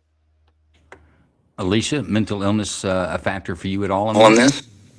No, I mean, if your life is in danger, your life's in danger. Whether the guy's mentally ill or not doesn't. I mean, that probably makes it more likely he may lunge at you even. But it's not going to be what makes it less justified if someone's coming at you with a knife. So. Okay, Jay, mental illness a part of your decision at all? Nope, he was physically capable of inflicting harm. Very good. Let's get a vote. Dave, reasonable or unreasonable? Reasonable. Jay, reasonable or unreasonable? Reasonable. Alicia, reasonable or unreasonable? Reasonable. Duran, reasonable or unreasonable? Reasonable. That's enough for the vote. We'll carry it. That's a reasonable use of force. Jason, any points about this video? I actually was impressed with the officer, reckoning that his tactics were good. He created distance between him and the other guy, and I've never seen an officer where they say come towards me where they start running at you. That's a little red flag there, but I thought the officers did a great job. I think in general, yeah, it wasn't a bad job. It was fast, and if you listen closely, when he had him on the ground, he was asking his name. The guy said, I mean to kill you. I meant to kill you," is what the person who got shot on the ground said. But he survived, and goes on with life there, I guess. But I agree with the jury's decision. I believe it was reasonable. Sorry, Range, you're right. My dog disagrees with a lot of things I say. Jason got the loudest mouthed dog in Minnesota. Big old German Shepherd it is, I hear. But talk about Minnesota and talking about Jason, let's talk about some 3D response. Now, folks that you don't know, if you don't follow the show, then you might not know. If you follow the show, you know this already. We do it every week, but we're going to do it again this week. Jason has developed a 3D response school safety system over the last 10 plus years. He's put this together. It's installed in several schools in the state of Minnesota now, and I think more coming up in the next few weeks. But it's a multi-layered system that provides both cover, protection, and communication, and a response to a school shooter when a maniac wants to go into our schools and kill our children. This gives the staff, the teachers, and the children the tools and the opportunity to be able to safeguard their own lives until law enforcement gets there. We talk about response times a lot. We talked about the 911 call we heard tonight. Great example. We hear it every week actually here on the grand jury with 911 calls. Very difficult for people to get out the pertinent and valuable information that needs to get out, especially when seconds matter into keeping people alive. But Jason, we talk about the system a lot, but there's some things moving there in the state of Minnesota where there is a bill called the SHIELD Act, and the SHIELD Act will provide a building code, essentially, just like we have a fire code for fires in our schools. It would provide a building code for school safety for the event of a maniac coming to our schools. And this is getting some legs. Am I right about that? Yeah, we picked the wrong state to try to do this in, to be honest with you. Minnesota's not the greatest state to try to pass a bill that's common sense. But no, it's called the SHIELD Act. It's basically a building code, much like the fire code. So rather than arguing with educators and listening to them try to define their version of how to keep our kids alive, it would actually be a code that you have to do it, much like you have to have a fire system that was created by firefighters. So hopefully the bill goes well, and it's got a lot of support in both the House and the Senate. And I'll probably be testifying in the next week or two. on the Yeah, bill. folks, if you're in Minnesota, have friends in Minnesota, reach out to them, tell them to contact their representative, both in the House and the Senate there in the state, and let them know, say yes on the SHIELD Act. We need this now. The United States adopt nationwide the fire code, a version of the early versions of what we have now in 1959 after a 1958 horrible fire in Chicago that killed a lot of students and children. But since 1959, you can count on a goose egg how many children have died or staff have died in a school fire since. It makes sense. They took the flammable materials out of the school. They made quick response, so the fire department got there quickly if there were an event, and they had some sort of a suppression system so that children didn't burn while people figured it out. 3D response, folks, it's the same thing for school shootings. Provides a safe place for children to be and educators to be during one of these crazy events, and it isolates the shooter into areas that if you're in a gunfight, you don't want to be, like hallways and things like that. But Jason's right, in my opinion. It's going to have to be a building code and build it in, and it is so much common sense. If you know anybody in Minnesota, if you're in Minnesota, reach out. Go to Jason's website, 3dresponse.com. He's got a PDF you can print out, and you can email that, or you can send it a letter. You can hand carry it to your representative, but make it very clear to them that you want the 3D response system in the schools and the SHIELD Act passed. It only makes sense. But with that, let's get to our final case. Case number 5.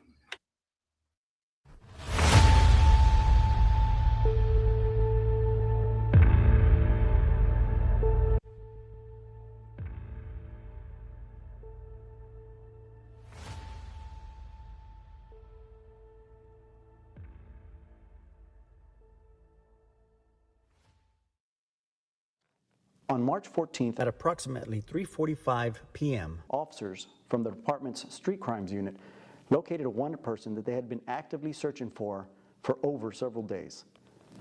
The suspect, identified as Kevin Donnell Johnson, was on parole for assault of a peace officer and was wanted on warrants for felon in possession of a firearm and violating his parole. The uniformed officers, who were in a police vehicle with subdued markings, activated their emergency lights and attempted to stop Johnson. Johnson dropped his bike and ran from officers.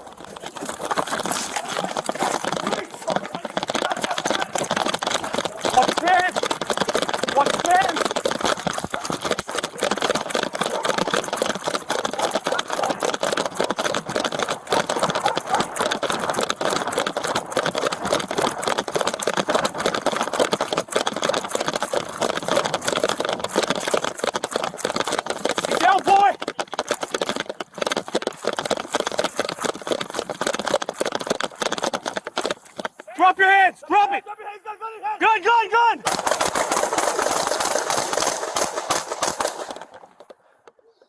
Stop moving! Hands up! Hands up! Stop fucking moving! Hands up!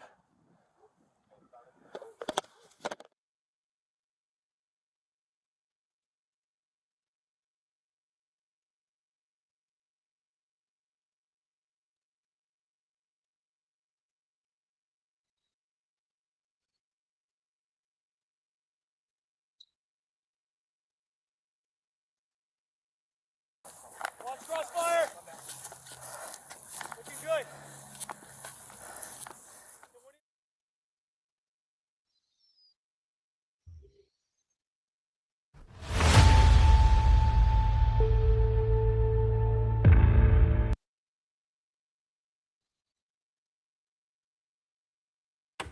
All right, folks, there's your case number 5. You had a felony suspect. They saw him on his bike, recognized him, attempted to make contact. He ran on foot. Armed with a gun in his hand, going across a creek, attempting to get away. He was engaged and shot by law enforcement, where he died on the scene. Any parts of the video we'd like to see again? Let me see the the not the end of the video, the where contact initially started. On the bike? Yeah.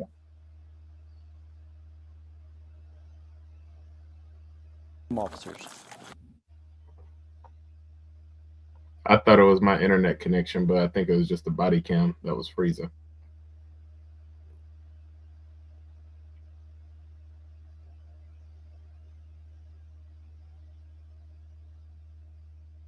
I think they're at a stop sign there.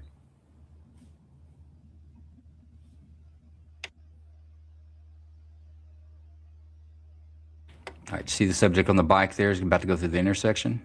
Yep. I think, yeah. That part there.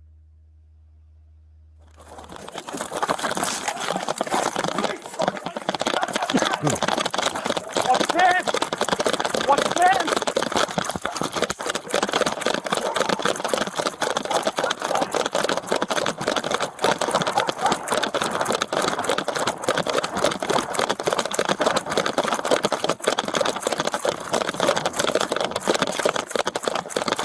Get down, boy!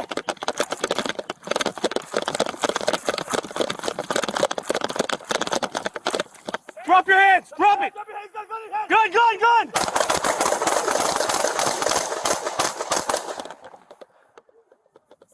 Hands up! All right, I seen what I needed to see. Thank you, sir. Okay. Anyone else with any questions or parts of the video they'd like to see again? Going once, going twice. That sounds like clock, Big Ron. Let's put one up.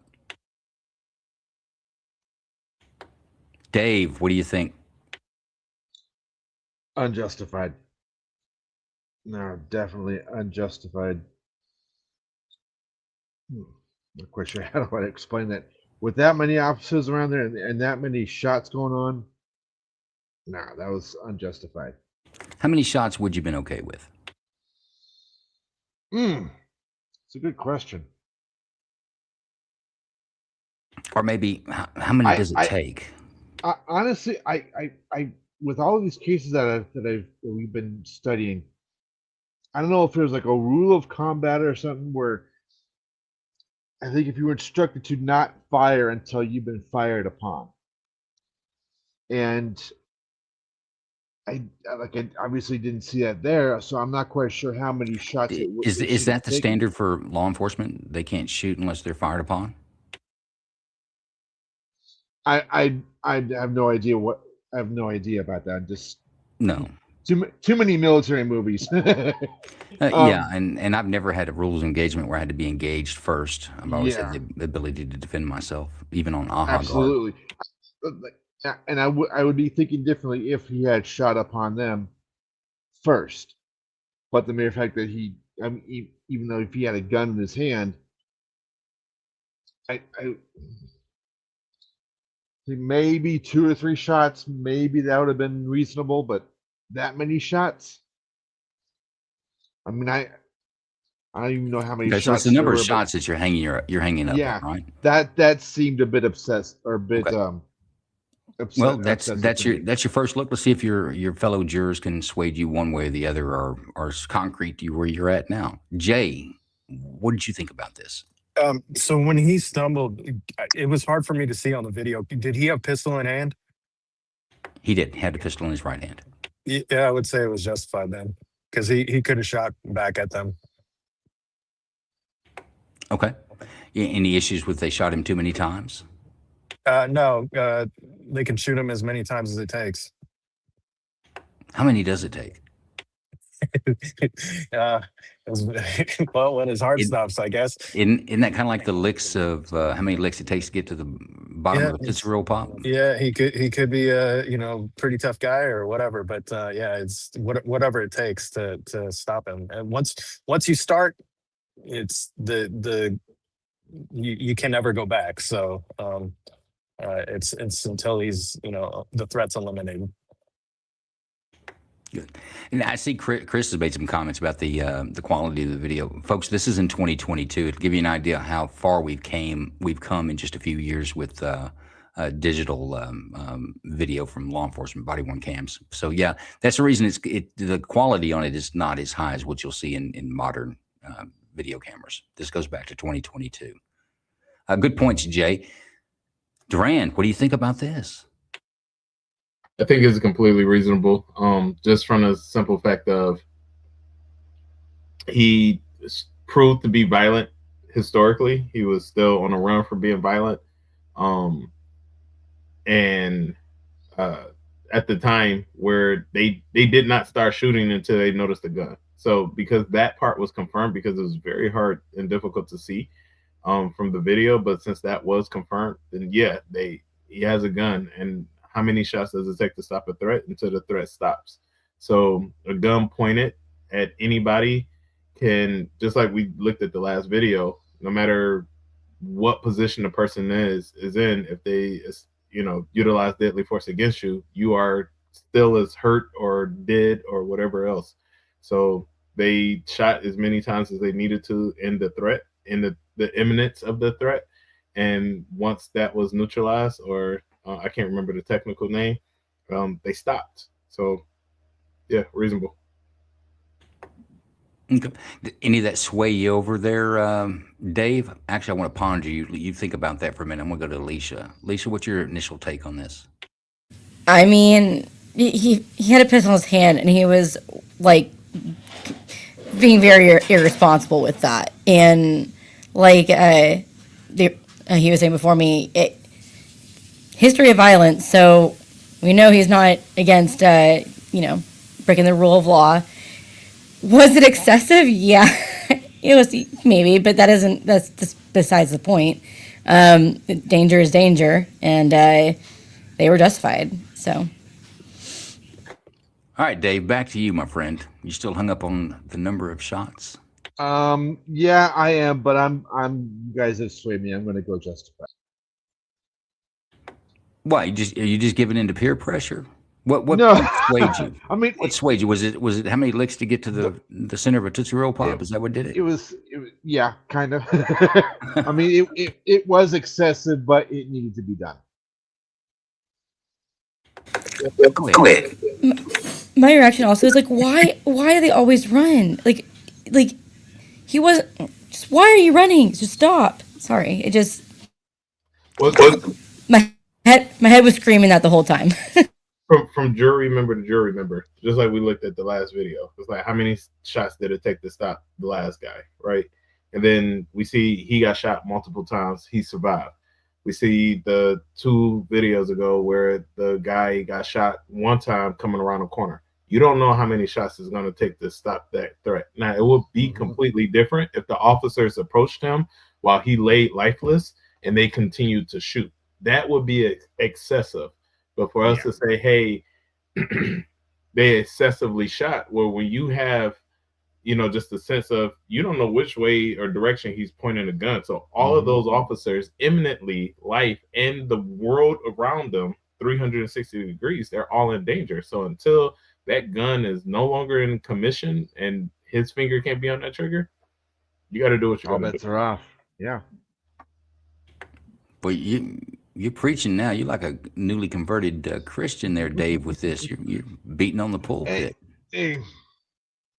Before couldn't they shot him in the toe? He couldn't run so fast. Man, there's so many officers. No, that wasn't me. No, it wasn't. No, it wasn't you. This is Dave. That was me. Dave started off with there's so many officers there. They didn't use the gun at all. They could use just manpower to stop him. Well, I think that had more to do with the fact that they were so close to each other. They could have handled it differently. But in this situation, yeah, it's once he pulls the gun out, all bets are off. What else could they have done with the guy with the gun? Smothered them with like their bodies laying on top of him so that he couldn't use the gun? Well, I think the fact that he was down, he was already down when they started shooting at him. So he fell down when he went across the water. He wasn't like submitting. I think they could have inspected that a little bit longer.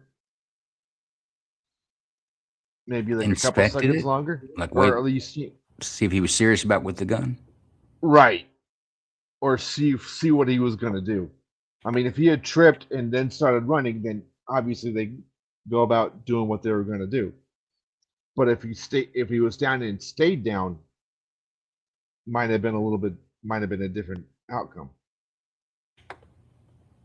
Yeah, if he hadn't run, it would have been a different outcome too. Or if Right. he put his hands up and they were empty, might have been a different outcome, maybe. Right. Yeah. All right, well, let's vote on it. Dave, I'm going to go to you first since I've been beating on you for the last 2 or 3 minutes. Reasonable, reasonable or unreasonable? Reasonable. Alicia, same to you. Reasonable or unreasonable? Reasonable. Jay, sir, your vote, reasonable or unreasonable? Let's go to you, Durand. Reasonable. 3 for reasonable. I think Jay's probably going to be reasonable as well. Post it. I think that's a reasonable shoot. That's our decision. Jason, what do you think about this?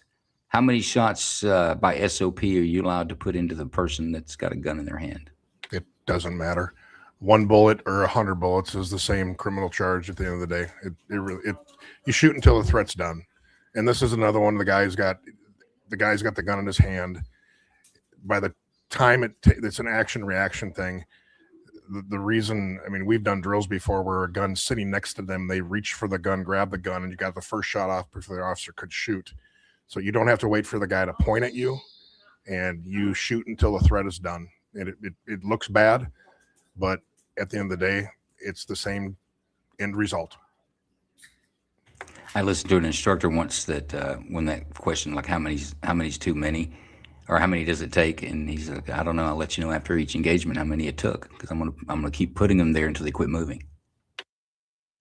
Well, and also like he didn't ever drop the gun. Like he was crawling out of this water.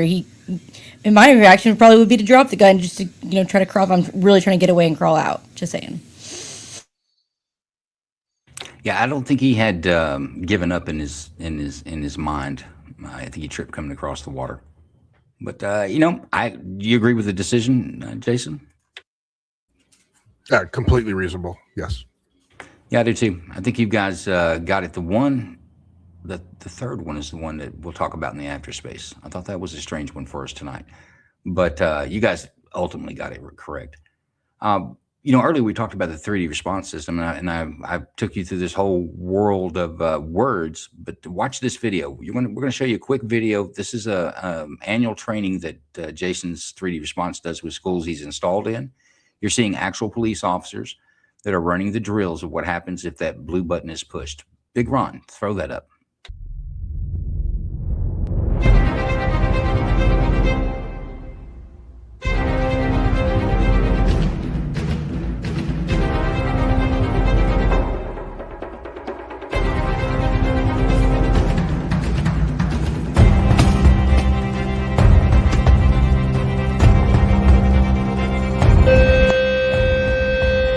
Law enforcement is on the way.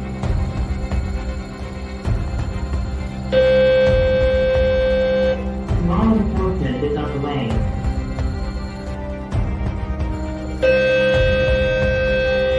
Law enforcement is on the way. I see you entering, take a right. You're going to proceed down the long hall, all the way to the end.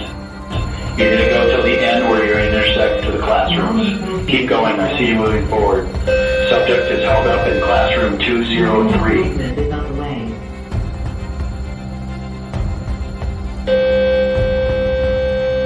Law enforcement is on the way.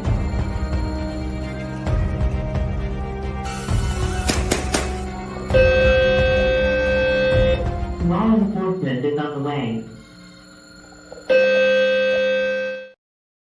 Just give you an idea of some of the things that we're looking for on this bill out of Minnesota, the enhancements there. You saw the glass that he couldn't put a bat through. You saw the doors locked with officers only having access to the doors. You heard the alarm. That's the actual alarm. That's what it sounds like when that button's pushed and there's a bad guy in the school. And that's the response you see is how quick it is when law enforcement gets there. Now, Jason, you've done some training over the years. What your goal is a 60-second lockdown on the school. Is that right? Yeah, we can take a school of over 2,000 kids, and that school can be completely a ghost town. Hallways are cleared, suspect isolated the hallways. Every child's behind cover and concealment. There's ongoing communication going in there, all that, and police on the way, all within 60 seconds. But in these drills that you've done over the last few years with it being installed, you're beating the 60 seconds, aren't you? Yeah, I mean it's as soon as the teacher can do their little job, which is simply push a button and pull out their ballistic feature, a whole series of events takes place, and every child in there is safe. All right, one more question before this turns into an infomercial. Uvalde, the school office knew 3 minutes prior to the shooter getting inside the school. If 3D response was in Uvalde, how many children would have been exposed to gunfire with that timeline? 0. Every child's safe. There's not one life lost. And you say that with confidence? 100% with confidence, yes. Not one life lost. One of the most horrible school shooters, active shooter situations we've had with 3D response, most of America probably wouldn't have known about it. It wouldn't have been on the news. But with that, folks, we're running a little ahead of time, which is fine. I want to give our guest an opportunity to sign out and say goodnight. But before we do, we have an after party on X. We'll kick it off at 20 minutes after the top of the hour. And we encourage all of our jurors to attend. We have other folks come in to like to talk to you about your decisions. Folks, if you're out there listening, make sure you join us in the after party space. It'll be a good one tonight. I've got some topics that I'm going to pick some brains with on a couple of cases tonight. But once again, you guys that volunteer for the jury, I can't give you a warm enough thank you that you'll take 2 hours out of your Saturday or Friday night and spend it with us. I hope it was a good time for you guys. We enjoy having you, and anybody else out there listening. If you want to be a member of the grand jury, I'm looking for folks. I do this every Friday night. I always need new, fresh people. Just at me on X and put grand jury. I'll see that, and I'll guide you in and get you set up.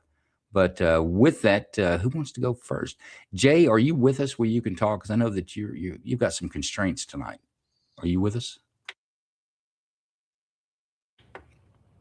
Okay, let's go to Duran first. You want to say goodnight to the folks and any last parting messages about your platform?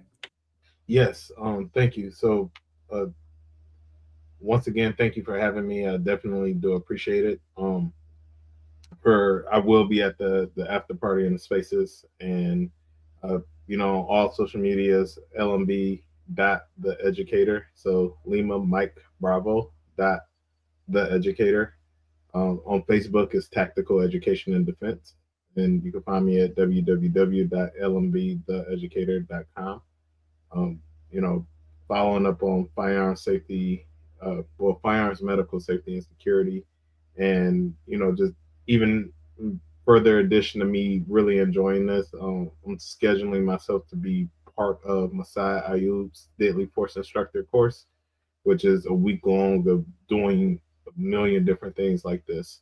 It's in San Diego in July. So, anybody who's interested in learning more, training, whatever the case is, definitely reach out. And yeah, thank you once again for. And what's your handle on X one more time? LMB, so Lima Mike Bravo, so LMB .the educator. Okay, yeah, it's what's on the screen now. LMB, I got you. Let's stop with the posting just for a minute, because every time we do that, it takes it down.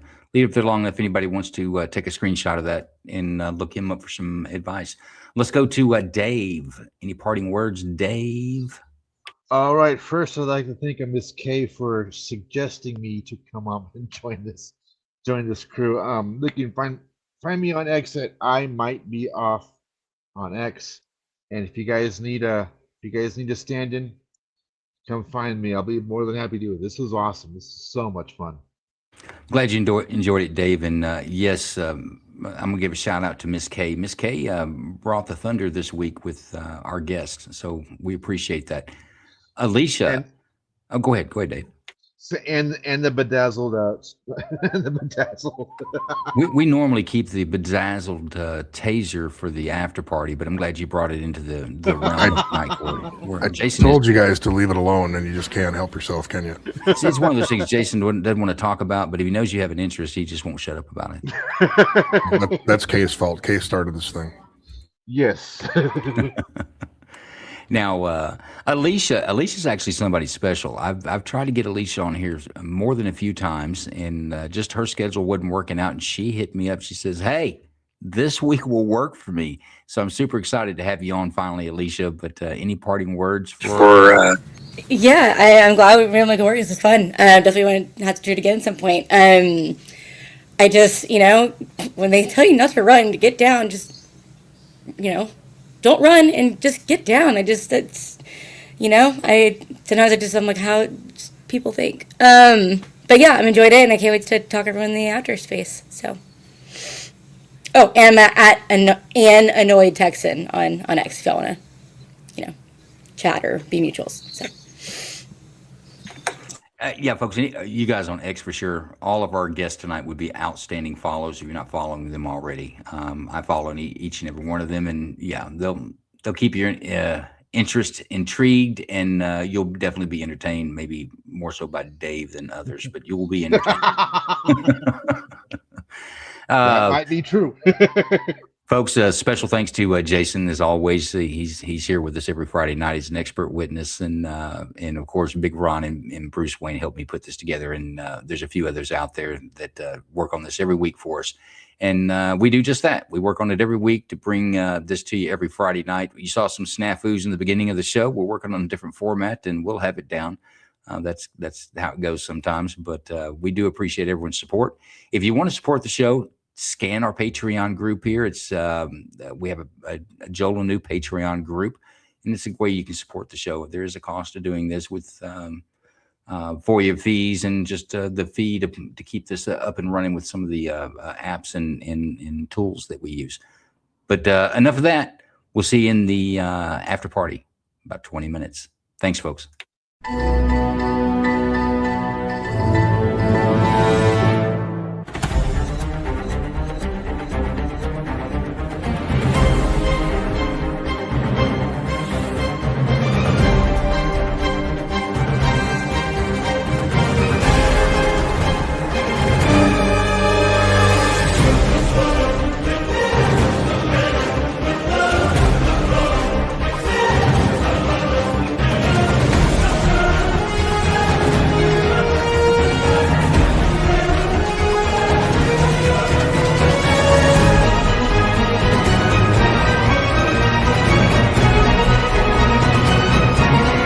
An incarcerated individual's use of institutional telephones constitutes consent, and your calls may be provided to law enforcement agencies. Thank you for using Securus.